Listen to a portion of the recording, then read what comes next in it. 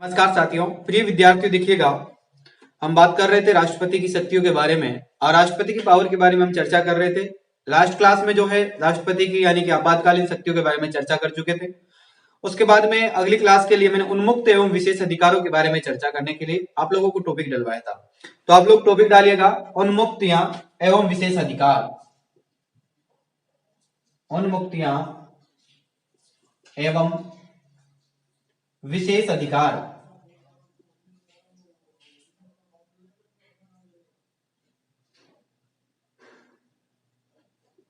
विशेष अधिकार, उन्मुक्तियां एवं विशेष अधिकार। तो उन्मुक्तियां और विशेष अधिकारों के बारे में लिखिएगा। भारतीय संविधान के अनुच्छेद 361 के अंतर्गत भारतीय संविधान के अनुच्छेद 361 के अंतर्गत भारत के राष्ट्रपति व राज्यों के राज्यपाल भारतीय संविधान के अनुच्छेद 361 के अंतर्गत भारत के राष्ट्रपति व राज्य के राज्यपाल को कई प्रकार की उन्मुक्त एवं विशेष अधिकार प्रदान किए जाते हैं।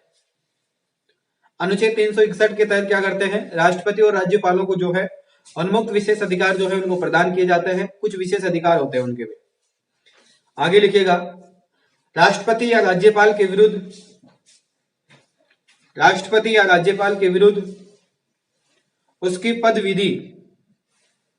उसकी पदविधि के दौरान किसी भी प्रकार का आपराधिक कार्रवाई ना हो। राष्ट्रपति या राज्यपाल के विरुद्ध उसकी पदविधि के दौरान किसी भी प्रकार की आपराधिक कार्रवाई ना हो तो प्रारंभिक किया जाएगा। कार्रवाई ना हो तो प्रारंभ की जाएगी और ना ही चालू रखी जाएगी। जिस प्रकार से अगर कोई भी पुराना मुद्दा है और वो राष्ट्रपति बन जाता है या राज्यपाल बन जाता है, कोई भी व्यक्ति, उसके ऊपर पुराना कोई केस है तो वो केस ना तो चलाया जाएगा आगे और ना ही उसको जो है जिक्र किया जाएगा, ना ही उसका कोई सजा का प्रावधान होगा। ठीक है, तो किस पर, यानी कि पदविधि यानी कि राष्ट्रपति और राज्यपाल बन जाने के पश्चात जो है दोनों के पास में पावर होती है, दोनों के पास में उन्मुक्त विशेष अधिकार होते हैं कि उनके ऊपर किसी भी प्रकार का कोई केस फाइल नहीं किया जा सकता। ठीक है, तो ना ही कोई कार्रवाई प्रारंभ की जा सकती जब तक वो पद पर है। इसके बाद में लिखिएगा, राज्यपाल व राष्ट्रपति को पद पर रहते हुए गिरफ्तार या कारावास को किसी भी न्यायालय के द्वारा निर्देशांक नहीं दे सकते। गिरफ्तारी व कारावास की सजा किसी भी न्यायालय के द्वारा निर्देशांक नहीं दिया जा सकता। यानी कि अगर राष्ट्रपति या राज्यपाल जो है उनको किसी भी प्रकार से कोई भी जेल का प्रावधान यानी कि कारावास का या फिर उन पर कोई भी गिरफ्तारी का, इस प्रकार का कोई भी क्या नहीं लगाया जा सकता, अंजाम नहीं लगाया जा सकता। ठीक है, तो ये निर्देशांक दिया जाता है न्यायालय के द्वारा, ये नहीं दे सकता मतलब न्यायालय। इसके बाद में लिखिए, राष्ट्रपति या राज्यपाल के द्वारा पद ग्रहण करने के पूर्व या पश्चात, राष्ट्रपति या राज्यपाल के द्वारा पद ग्रहण करने के पूर्व या पश्चात अपने वायुक्त यानी कि व्यक्तिगत जो चीजें होती है, व्यक्तिगत क्षमताएं जिसको कहा जाता है वायुक्त कहा जाता है उसको, व्यक्तिगत शक्ति उसको आप कह सकते हैं। व्यक्तिगत क्षमता के किए गए किसी भी कार्य के लिए उसकी पदविधि के दौरान किसी न्यायालय में किसी भी प्रकार का सिविल कार्रवाई तब तक प्रारंभ नहीं हो जाएगी या तब तक प्रारंभ नहीं की जाएगी जब तक कि उन्हें इसकी सूची 2 महीने पूर्व या इसकी सूचना 2 महीने पूर्व ना दे दी गई हो। यानी कि राष्ट्रपति या फिर जो राज्यपाल है वो अगर पदविधि पर है यानी कि उनके पद ग्रहण कर रखे हैं तो उस समय किसी भी न्यायालय को जो है किसी भी प्रकार का कोई भी सिविल कार्रवाई करने का जो है क्या नहीं है, तब तक प्रारंभ नहीं की जा सकती। कोई भी सिविल कार्रवाई जो है प्रारंभ नहीं कर सकते जब तक कि उनको कोई यानी कि 2 महीने पहले उनको सूचना नहीं दी गई हो। यानी कि 2 महीने पहले उनको सूचना देना जरूरी है, तब जाकर कोई भी सिविल कार्रवाई की जा सकती है, अन्यथा नहीं की जाएगी। ठीक है। इसके बाद में दूसरा टॉपिक लिखिए, राष्ट्रपति की विवेकाधीन शक्तियां। राष्ट्रपति के पास में कुछ विवेकाधीन भी शक्तियां होती है, तो वो भी आप लोग लिख लीजिएगा। राष्ट्रपति की विवेकाधीन, राष्ट्रपति की विवेकाधीन शक्तियां, विवेकाधीन शक्तियां। तो राष्ट्रपति की विवेकाधीन शक्तियां कौन कौन सी होती है वो भी आप लिखिएगा। आज की क्लास में राष्ट्रपति की पूरी शक्तियां खत्म कर देंगे और फिर अगली क्लास में केवल राष्ट्रपति का और उनका कार्यकाल जो है, उनका नाम और उनके कार्यकालों को कंप्लीट कर लेंगे। फिर उसके बाद में राष्ट्रपति खत्म हो जाएगा, उपराष्ट्रपति पर फिर चर्चा करेंगे। राष्ट्रपति की विवेकाधीन शक्तियां, संविधान के अनुसार राष्ट्रपति को यह दायित्व होता है कि, संविधान के अनुसार राष्ट्रपति का यह दायित्व होता है कि, संविधान के अनुसार राष्ट्रपति का यह दायित्व होता है कि वह मंत्रिपरिषद की सलाह से काम करे, कि वह मंत्रिपरिषद की सलाह से काम करे, परंतु कुछ विशिष्ट परिस्थितियों में उन्हें अपना विवेक का उपयोग करना पड़ता है। परंतु कुछ विशिष्ट परिस्थितियों में उन्हें अपने विवेक का प्रयोग करना पड़ता है या उपयोग करना पड़ता है। किसी भी एक राजनीतिक दल या दलों का गठबंधन के लिए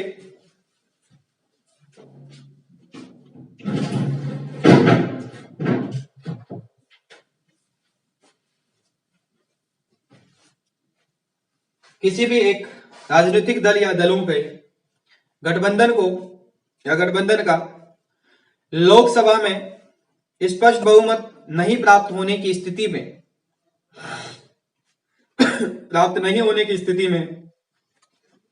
प्रधानमंत्री की नियुक्ति अपने विवेक के अनुसार करते हैं।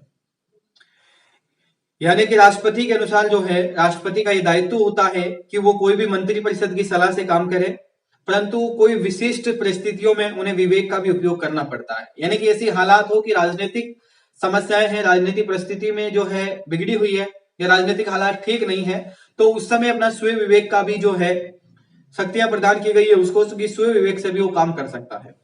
दूसरा स्वयं विवेक से एक काम और कर सकता है वो, कि अगर मान लीजिए किसी भी प्रकार की कोई भी राजनीतिक दल है या कोई भी पार्टियां है या कोई भी गठबंधन है, उसको लेकर लोकसभा में स्पष्ट रूप से बहुमत प्राप्त नहीं हो रहा है कि किसी व्यक्ति को प्रधानमंत्री चुनना है, तो उस समय भी राष्ट्रपति का एक दायित्व बनता है, एक कर्तव्य बनता है, वो अपने विवेक के अनुसार किसी भी व्यक्ति को जो है राष्ट्रपति ये प्रधानमंत्री बना सकता है या नियुक्त करवा सकता है।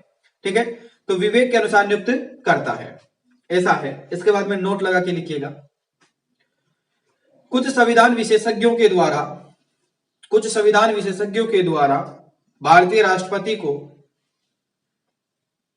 एक कुट वचन है, एक कुट शब्द है, कुछ लोग कहते हैं ऐसा, कुछ संविधान के विशेषज्ञों के द्वारा भारतीय राष्ट्रपति को नामात्र का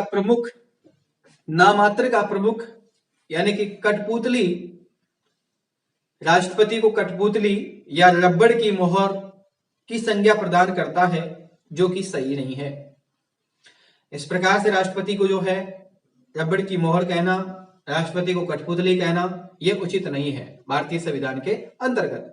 जबकि कुछ विशेषज्ञ लोग इस पर कठोर टिप्पणी करते हैं और ये कहते हैं कि जो राष्ट्रपति होता है, जो राष्ट्रपति का पद होता है, वो इसी प्रकार का होता है कि वो एक रबड़ की मोहर है या फिर जिस प्रकार से जो है कठपुतली है, क्योंकि मंत्रिपरिषद की सलाह पर उसको काम करना पड़ता है। लेकिन एक बात है कि मंत्रिपरिषद जो है बाध्य है, राष्ट्रपति के लिए राष्ट्रपति की अनुमति लेनी पड़ती है और राष्ट्रपति भी बाध्य है कि मंत्रिपरिषद की अनुमति लेनी पड़ती है। इस कारण से कहा गया है कि मोड़ यानी कि रबड़ की मोहर की तरह है। राष्ट्रपति जो है जिस प्रकार से कोई भी काम करता है, धन विधेयक पारित करता है, तो धन विधेयक जो पारित करने के लिए पहला काम राष्ट्रपति का होता है। ठीक है, इसी प्रकार से कहा जाता है। तो विशेषज्ञ लोग कहते हैं कि इस पद का कोई महत्व नहीं है वैसे, क्योंकि ये कठपुतली मानते हैं इसको लोग, है ना, रबड़ की मोहर इसको कहते हैं, लेकिन ऐसा उचित नहीं है, ये गलत साबित होता है। इसके बाद में लिखिएगा, क्योंकि एक बात और ध्यान रखना, मेंस में ये पहेली ऐसी की ऐसी पूछी जा सकती है। विशेष तौर पर ये पहेली ऐसा का ऐसा सवाल बन सकता है तो विशेष ध्यान रखना, क्योंकि अगर मान लो सवाल यहां से इस प्रकार का बन गया कि कुछ संविधान के कुछ विशेषज्ञों के लोगों के द्वारा राष्ट्रपति को कठपुतली या फिर रबड़ की मोहर कहा गया है, क्या आपके विवेक अनुसार ये तर्क सही है या फिर ये गलत है? ये चीज अगर आपको गलत सिद्ध करनी है तो आप गलत सिद्ध कैसे करेंगे, और ये बात सही है तो इसको आप सही कैसे दर्शाएंगे? तो इसमें आपके दोनों मत होने चाहिए और दोनों मत आपके विवेक अनुसार आपको तैयार होने चाहिए, क्योंकि पूरा राष्ट्रपति शक्तियां, पूरे राष्ट्रपति का पावर, पूरा कार्यकाल, सब कुछ चीजें मैंने आपको बहुत डीपली समझाया है। इसके बाद में कोई ऑप्शनल के लिए राष्ट्रपति दोबारा पढ़ने की जरूरत ही नहीं पड़ेगी, इतनी गारंटी मेरी है। मैंने इतना डीपली आपको पढ़ाया। अब अपना स्वयं विवेक के अनुसार जो है एक क्वेश्चन भी आप लगा सकते हैं, क्वेश्चन मार्कर लगाकर आपकी कॉपी को लिख लीजिएगा और कभी इस पर आप विचार कीजिएगा। रविवार के दिन आप इस क्वेश्चन पर विचार कीजिए, इसके नेगेटिव और सकारात्मक और नकारात्मक दोनों प्रभाव आप लिख लीजिएगा। और आप इतना सा काम करिए कि आप लोग रविवार के दिन जो है इस क्वेश्चन को हल करके आप लोग मेरे पास सेंड कीजिए, इसके सकारात्मक और नकारात्मक दोनों प्रभावों पर, यानी कि अपने विवेक के अनुसार आपको तर्क देना है कि राष्ट्रपति वाक्य में क्या एक रबड़ की मोहर मानी जाती है या राष्ट्रपति एक कठपुतली है? अगर है तो किस प्रकार से है, ये भी आपको जवाब देना है। अगर नहीं है तो किस प्रकार से नहीं है, ये भी आपको बताना है। ठीक है, तो दोनों क्वेश्चनों का आंसर आप लोगों को संडे के दिन जो है आपको मेरे पास भेजना है। ठीक है, संडे के दिन आपके पास में टाइम है, 12 बजे से लेकर आप 4 बजे तक, शाम को 4 या 5 बजे तक भेज सकते हैं। ठीक है, मैं आपका जवाब जरूर पढ़ूंगा और मैं आपको जवाब जरूर दूंगा बाद में। ठीक है, तो इस पर आप जरूर काम करें, बस आपसे इतना सा गुजारिश है मेरी। इसके बाद लिखिए, वापस उसी टॉपिक पे आ जाइए। ये तो एक नोट लिखवाया था मैंने, उसके बाद लिखिएगा वापस, यदि पदासीन प्रधानमंत्री की अचानक मृत्यु हो जाए, यदि कि पद पे रहते हुए प्रधानमंत्री की अचानक से मृत्यु हो जाए तो सत्तारूढ़ी दल नेता का चयन करने हेतु, सत्तारूढ़ी दल नेता का चयन करने हेतु तत्काल बैठक ना कर सके, तत्काल बैठक ना कर सके तो उस स्थिति में, यानी कि ऐसी स्थिति हो कि पार्टी के नेताओं को ज्यादा दुख हो रहा हो या वो बैठक नहीं कर सकते हैं, तो उस स्थिति में मंत्रिमंडल से बाहरी नाम, मंत्रिमंडल से बाहरी नाम, यानी कि मंत्रिमंडल अगर बाहरी नाम रखते हैं कोई भी, तो राष्ट्रपति के द्वारा प्रधानमंत्री की नियुक्ति के लिए स्वविवेक का उपयोग किया जाता है। ऐसी कंडीशन हो कि पार्टी के लोगों के द्वारा जो है बैठक नहीं बिठाई जा रही है वापस, और पार्टी, ऐसी भी कंडीशन हो सकती है कि पार्टी में से कहीं लोग जो है प्रधानमंत्री के लिए दावेदारी प्रस्तुत कर दे, तो उस स्थिति में राष्ट्रपति के सामने एक विवेक शक्ति होती है और वो विवेक शक्ति के अनुसार जो है अपने विवेक से, और एक कंडीशन ऐसी भी हो सकती है कि पार्टी में इस प्रकार का कोई भी जो है, यानी कि ना हो, मतभेद ना हो, इस कारण से वो किसी अलग व्यक्ति का, पार्टी से बाहर का कोई व्यक्ति है उसका नाम दे देते हैं, तो उस पर भी राष्ट्रपति को स्व विवेक जो है विचार करके क्या करना होता है, पद नियुक्त करना होता है।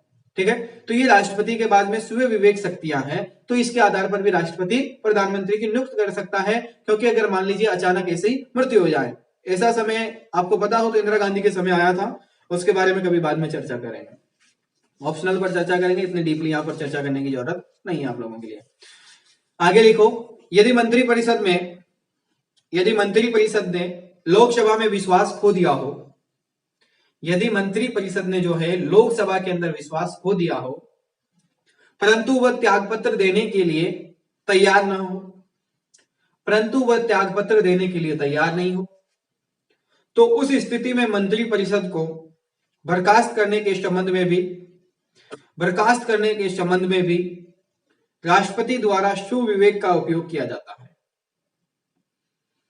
ऐसी कंडीशन हो जाए, मान लो कि लोकसभा जो है, जितने भी मंत्री परिषद है, जैसे चिकित्सा मंत्री है, परिवहन मंत्री है, ठीक है, एजुकेशन मंत्री है, तो मंत्रियों के अंदर से उनका विश्वास खो जाए कि ये मंत्रिमंडल सही ढंग का नहीं है, ये काम नहीं कर रहा है, क्योंकि उनकी बार बार मांग दी जाए, महामहिम को बार बार जो है मांग बताई जाए, फिर उसको खारिज कर दिया जाए, मंत्री परिषद को दिया जाए, जो मंत्री उसमें है, जिस प्रकार से एजुकेशन मंत्री को बार बार दिया जा रहा है कि राष्ट्रीय स्तर पर जो है एक प्रतियोगिता परीक्षाएं आयोजित करवाइए और विद्यार्थियों को जो है रोजगार दीजिए, तो इस प्रकार से रोजगार के लिए आयाम बार बार जो है लोकसभा के प्रत्येक सदस्य यही चाहते हैं, लेकिन एजुकेशन मंत्री जो है वो अपने मस्त है, वो नहीं कर रहे हैं ये काम।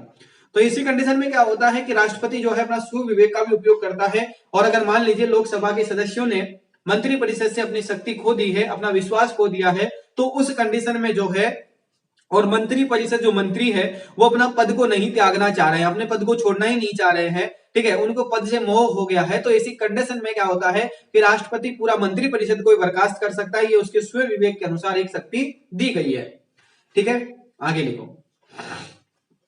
प्रधानमंत्री इंदिरा गांधी की हत्या के पश्चात, प्रधानमंत्री इंदिरा गांधी की हत्या के पश्चात ऐसी स्थिति उत्पन्न हुई थी, प्रधानमंत्री इंदिरा गांधी की हत्या के पश्चात ऐसी स्थिति उत्पन्न हुई थी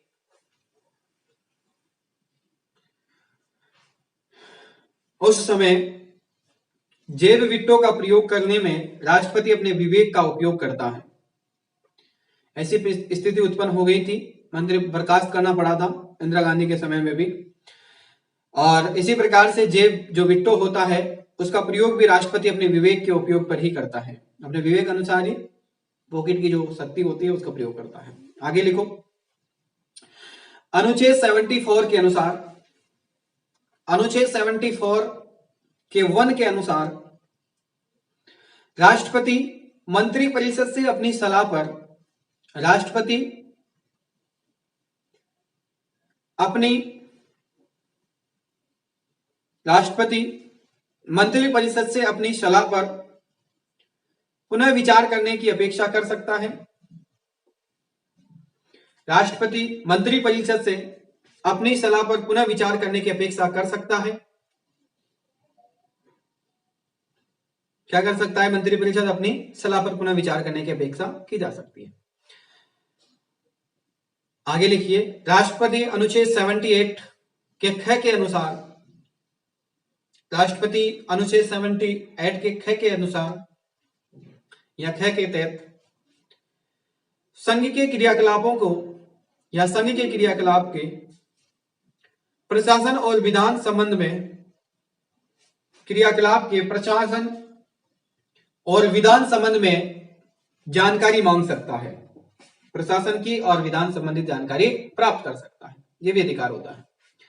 आगे लिखो, राष्ट्रपति की मृत्यु पद, राष्ट्रपति की मृत्यु पद त्याग या पद से हटाए जाना, राष्ट्रपति की मृत्यु हो जाए, पद से हटाया जाए, पद को त्याग दिया जाए, जाना या अन्य कारण से हुए उसके पद रिक्त को, यानी कि उसका जो पद है वो रिक्त हो जाए तो भरने के लिए निर्वाचन नियुक्ति होने की तारीख के पश्चात अतः शीघ्र प्रत्येक दिशा में 6 माह से पहले राष्ट्रपति चुना जाता है। राष्ट्रपति अपना पद त्याग दें, राष्ट्रपति की मृत्यु हो जाए, राष्ट्रपति किसी भी कारणवश जो है राष्ट्रपति का पद खाली हो जाए तो तुरंत 6 महीने के अंतराल में ही राष्ट्रपति नियुक्त करना होता है, ठीक है। वैसे लगभग 70 सेम डे हो जाता है, सेम डे जो है राष्ट्रपति चुना जाता है, लेकिन हो सकता है ऐसा भी। अगली क्लास के लिए एक बेहतरीन टॉपिक डालिए, राष्ट्रपति और उनके कार्यकाल। पूरे राष्ट्रपतियों का नाम लिखेंगे, उनका कार्यकाल लिखेंगे और उनके बारे में जानेंगे। इस क्लास में इतना ही काफी है, आप लोग मुझे अनुमति दीजिए, फिर अगली क्लास में आप लोगों से मैं मुलाकात करता हूं। तब तक के लिए आप सभी को तहे दिल से शुक्रिया, धन्यवाद। फिर मिलते हैं अगली क्लास में। जय हिंद, जय भारत, वंदे मातरम। मिलते हैं।